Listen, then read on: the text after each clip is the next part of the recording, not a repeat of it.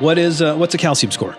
So it's just that. It basically quantifies the calcium deposits that can be found in the arteries that are directly feeding the heart. Okay. So when plaque accumulates in these arteries that feed the heart, it has the potential to stabilize or calcify over time through a variety of mechanisms.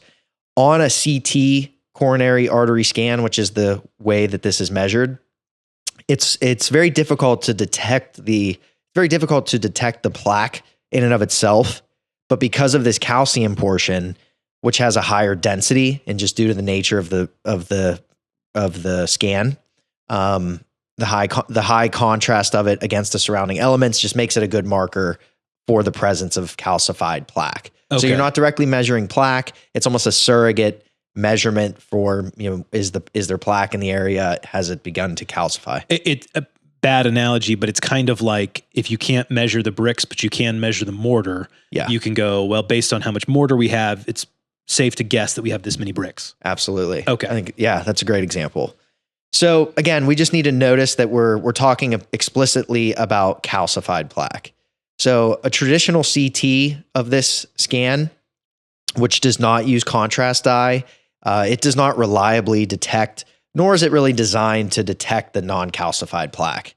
So something like a CT angiography, which is just a different process, it's more invasive.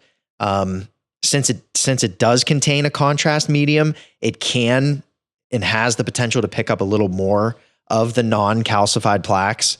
But it's just not something in his situation or in just a general screening setting that you're going to jump to a coronary artery angiography. Let me make sure I'm following. The calcium score is one more way of trying to understand how much the LDL cholesterol or the small particle cholesterol has turned into plaque in your body and is therefore obstructing your arteries, making you more likely to have atherosclerotic, I can never say that word right?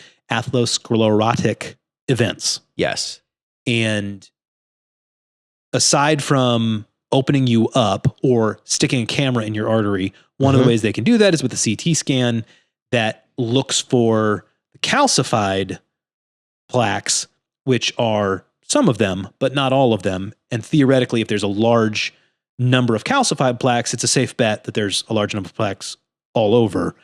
And conversely, if we don't see any calcified plaque, it's theoretically a safe bet that there's not a lot of plaque.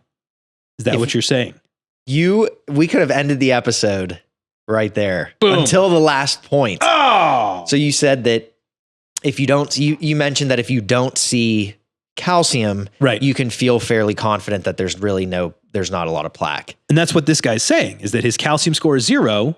Yes. So, and I think that is the crux of what we want to unpack. Just because calcium isn't showing, right, that doesn't mean there isn't already active atherosclerosis starting to occur. Right.